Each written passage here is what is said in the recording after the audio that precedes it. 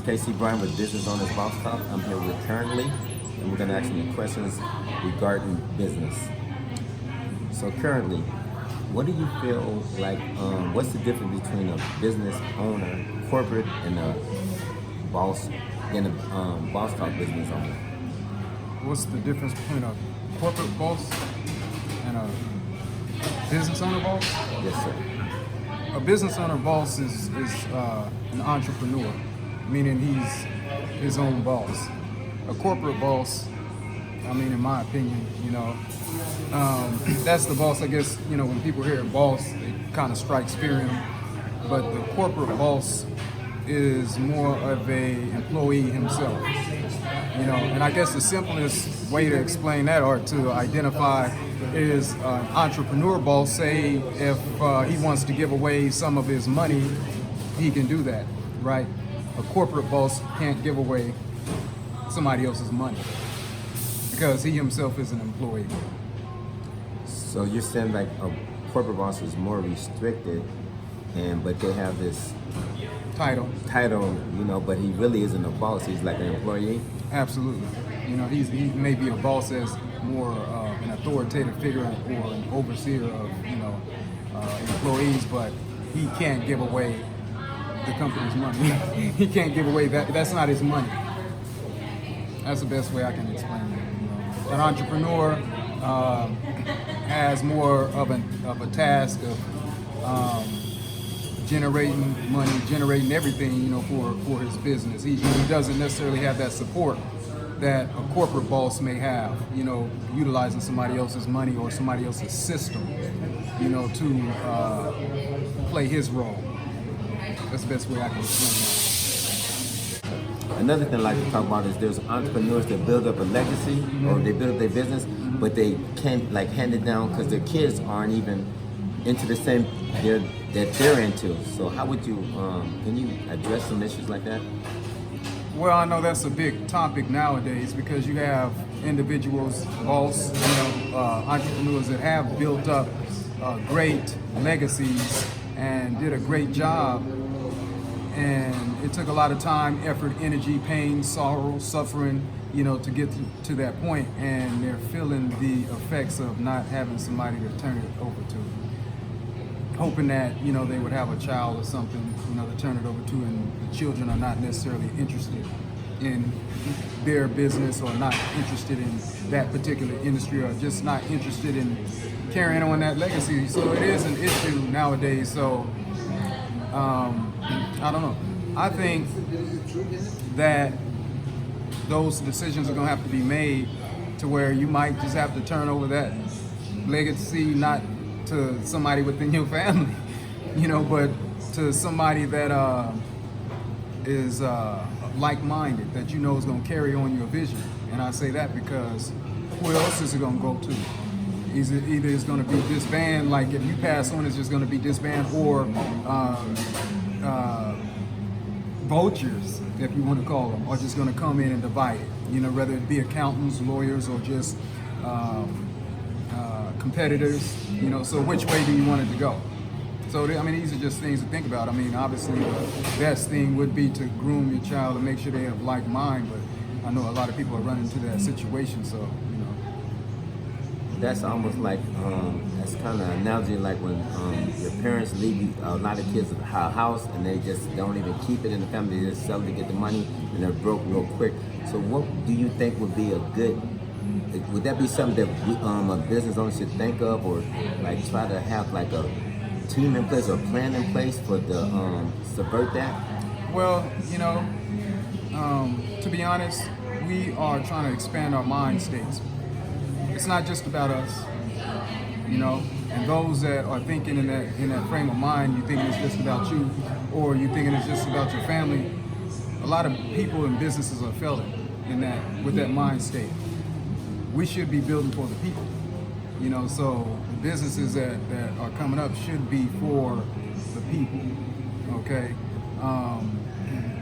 You can't force a child to be like you. And a lot of people are figuring it out. You got to allow them to be who they are and what they want to be. So I think you really blessed to find even your own child you know what I'm saying, that wants to take on your legacy. And it's a hard thing, you know. We're finding out that today you got to let people be who they are, even your own children, because they are going to be who they want to be, and you know, so just groom them to be what they want to be. And I guess it's going to be a lot less heartache, you know, when you find out that they don't want what you want, you know.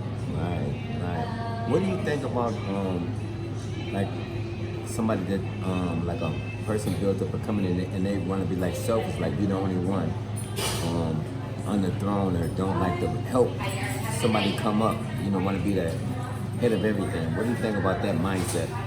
That's a fear-based ego mind state, you know. Yeah, it's a very selfish mind state. You want to be the only one, so what will you do, you know, to ensure that you are constantly the only one? You know, that's a cutthroat mentality. And so you'll do whatever to push people down, hurt people, harm people, or whatever, to make sure that you're the only one in that light. And I know that a lot of our people have that issue. You know, they want to be the only one. And because sometimes that space is created for just one. It shouldn't be that way, but a lot of people fall into that. You know, so I want to be the only one. Man, that's very, very dark and very, very selfish, you know. So you're not going to help people. That's not a giving, charitable. And then you have people with that mind state, and they do give to charities and so forth, but it's not sincere. Just because you're giving to charities and you're doing this and you're building that for, you know, this school or whatever, that doesn't mean you're really a charitable person. With that mind state, I want to be the only one, instead of helping pull up other individuals so that we can all prosper. So it's based out of fear and ego. So would it be fair to say that if you build up a team, you'll be better off in the long run? Yeah, I mean, you know, we talk about the 6 energy centers of business. You know, starting out with your own personal health, and then as your business grow, you want to pull in people of like mind, you know, that have that same type of energy, that positive energy. You know, so yeah, it's about, you can't do it alone. You know, nobody can do it alone. A lot of people get up there and they act like they made it by themselves, or you know, and they don't have to thank anybody or whatever. But nobody got to where they are by themselves.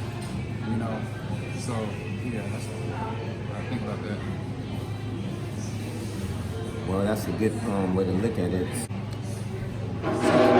Something that comes to mind is like, I see like certain individuals that they're like scared to speak out, and you got certain individuals that are self-made. Like I say, like Dash, he will speak out, but you got a lot of people that's scared to speak. Can we address that issue? I mean, yeah, you got a lot of people that are afraid. I mean, just because, I'm not gonna say why.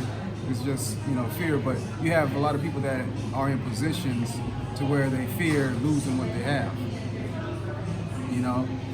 So you got different type of fears: fear of loss, fear of rejection, fear of failure, you know, but fear of loss is a big thing that causes people, and then fear of death, you know, people threaten, oh, you better not, you know, say this or that, but it's limited. It's a limited, you know, mind state, and it also limits what a person, how a person can grow, how much a person will grow, and how much a person will do. A person that has the fear of speaking out can easily be controlled, and that's why you have a lot of people that don't speak out, because they're being controlled, and they're being controlled because they have that fear, you know. So I don't know what to, you can't force somebody to have courage. You know, you got a lot of people that do have that fear, and they just gotta, I mean, they're just gonna play their role. Those that are not afraid to speak out. And I say, the fears are real, you know. There are people that out there, it's a whole system that threatens people to, you know, shut them up and shut them down. So it's not like this fear is imaginative, you know. There are real people and real systems, once again, real agencies and so forth, that threaten people not to open up their mouths and not to speak their piece or not to speak their truth. And with that, we're never gonna really get anywhere, you know, as a people, as a culture, as a country, or anything, you know, with so many people that are under that fear. And so those that do speak out also know that there are consequences, you know, and got to be prepared for the consequences, you know, and know how to handle the flashback, the rejection, you know, the potential loss. Some people do have that, you know, courage to where they like, look, yeah, I have this and I'm wealthy or whatever, but you're not going to control me. You're not going to, you know, shut me down and keep me from passing on this information or shedding light on this unjust situation. And I'm willing to lose what I have, you know, in order to keep my integrity and keep my word, you know, and yeah, that word integrity really stands out, you know, at the end of the day. What they say, a coward died 1,000 deaths. You know, man died once, but a coward died 1,000 deaths. So that's an agonizing mind state to be in. You know, it's a mind state of torment. You know, you may feel like you escape, but at the same time you're suffering ongoing constantly because you cannot walk in confidence, and not in true confidence, and not in truth. So you have people that may speak out, they might lose their mind and forget that they're not courageous. So they speak out and then they get that lashback and then they go around and start apologizing all over the internet. You know, what made you apologize? You shouldn't open up your mouth, you know, if you couldn't cash that check in the first place, you know, because you don't have that type of heart and you probably got so much dirt on you anyway, you know. And people come, hey, you did this, you remember? And they like, yeah, you shut up. So that's not a person that you want to follow, listen to, trust, you know, they need to go sit down. And that's interesting because I see a lot of people, they say something, they'll retract and start apologizing, and that makes a lot of sense that they're being controlled. And if you weren't dirty and if you kept clean in the first place and did real business with morals, you won't even have that problem. And so, I mean, I just encourage people to do honest business, and it's not necessarily the easy thing, the easy route, because, you know, dirty money kind of moves a little faster sometimes, you know what I'm saying? But especially in 2020, sustainability, you wanna be around for a while, you know, you gotta do plain business, honest business with integrity. And that's just my opinion on that. This ain't ego-driven, you know. We speaking from the heart and trying to make that connection once again between business owners, B2B, but also business owners to customer and clients. You know what I'm saying? I believe that both sides have to show respect. Customers and clients have to show respect to business owners have to show respect to clients, and not that, but because we done missed that. It's been broken. And I kind of constantly bring out an example, like, you know, once upon a time, and there's still, like, you know, companies like that where you can walk in and you get that love, right? You chose to spend your money and patronize this particular company, and then when you walk out, they want to check your bags and they want to check and scan and do all this. That's, you know, that's that break. It's like you trusted me to come purchase, and I chose to come, you know, but yet when I'm leaving, you showing distrust. You don't trust me. That's what that's showing to me. You know what I'm saying? You don't trust me, and that kind of strikes something within. And now I'm carrying that around and passing it on, that energy on to other individuals, even like family members, and even, like I said, your pets and all that, but not knowing where it's really coming from. So I think that breach has been made that needs to be bonded. You know what I'm saying? That heart to heart again, that appreciation between the customer and also the business owners. Well, right here you got the real talk. I'm here with Currently, and that's Casey Bryant signing off with Business Boss Talk. One love.